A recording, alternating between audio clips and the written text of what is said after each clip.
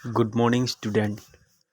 आप सभी का आपके अपने परिवार आपके अपने यूट्यूब चैनल ER.अमितेश क्लासेस में स्वागत करते हैं।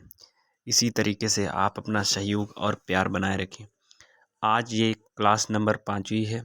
हम साइंस का पूरा सिलेबस इस यूट्यूब चैनल के ऊपर आपका कक्षा 10 वाले यूपी बोर्ड के लिए कंप्लीट करवाएंगे। तो ज़्यादा बात ना करते हुए कल की क्लास को जारी रखते हुए आज की क्लास स्टार्ट करते हैं।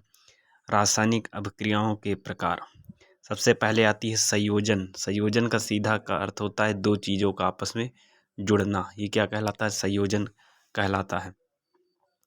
अभिक्रिया में जब दो या दो से अधिक अभिकारक मिलकर के एक एकल उत्पाद बनाते हैं, जैसे ये आपका अभिकारक ए हो गया, ये अभिकारक बी हो गया, तो आपका उत्पाद क्या बना? सी। मतलब दो चीज़ें आपस में मिलकर एक सिंगल चीज़ बनाती है।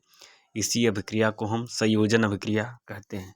जैसे पहला उदाहरण है कोयले का दहन। जैसे कार्बन लेते हो, कार्बन ठोस अवस्था में होता है, उसको ऑक्सीजन की उपस्थिति में जब जब जलाते हो तो अब क्या क्या बनता है? कार्बन डाइऑक्साइड गैस निकलती है।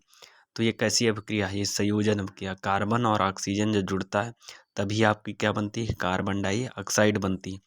जैसे जल का निर्माण कैसे होता है? जैसे 2H2 जब जुड़ेगा O2 में तो अब क्या बनेगा? 2H2O बनेगा। क्या बनेगा?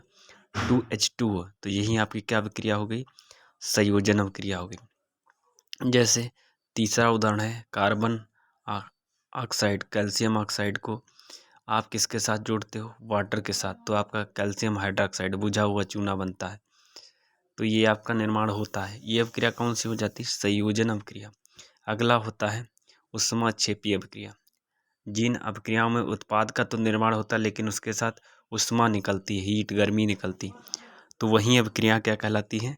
संयोजन अब ऊष्माक्षेपी अभिक्रिया कहती हैं। ऊष्मा का निकलना।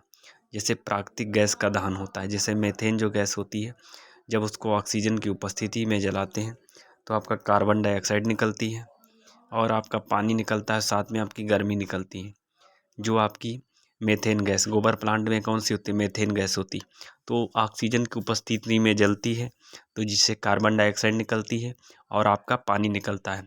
जो प्राकृतिक गैस का दहन हो गया और साथ में ऊष्मा भी निकल रही है, तो कैसी अभिक्रिया होगी? ऊष्माक्षेपी अभिक्रिया, ऊष्मा का निकलना। इसके बाद अगला आता है श्वसन के लिए एक ऊष्माक्षेपी अभिक्रिया। जैसे ग्लूकोज का यह फार्मूला होता है C6H12O6। इसको ऑक्सीजन की उपस्थिति में जब क्रिया करवाते हैं तो कार्बन डाइऑक्साइड बनती है और साथ में पानी बनता है और ऊष्मा निकलती है। तो ये कुछ इम्पॉर्टेंट प्रश्न थे। दो टाइप की हमने अभिक्रिया बात की, संयोजन अभिक्रिया, ऊष्माक्षेपी अभिक्रिया। ये भी एक टाइप की क्या है? संयोजन अभिक्रिया का ही प्रकार है ऊष्माक्षेपी अभिक्रिया, क्योंकि दो अभिकारक जुड़ करके आपका क्या उत्पाद बनाते हैं। ठीक है, तो इसी प्रकार से आप अपना सहयोग और प्यार बनाए रखें। कल क्लास नंबर 6 में अगले टॉपिक्स और इसी को कंटिन्यू रखते हुए उसका डिस्कशन करेंगे। तो इसी तरीके से आप अपना सहयोग और प्यार बनाए रखें। हम पूरा सिलेबस कक्षा 10 NCERT पैटर्न पर आधारित सभी कंप्लीट करवाएंगे। इसी तरीके से आप मेहनत और ईमानदारी के साथ पढ़ाई करते रहें। जय हिंद, जय भारत दोस्तों।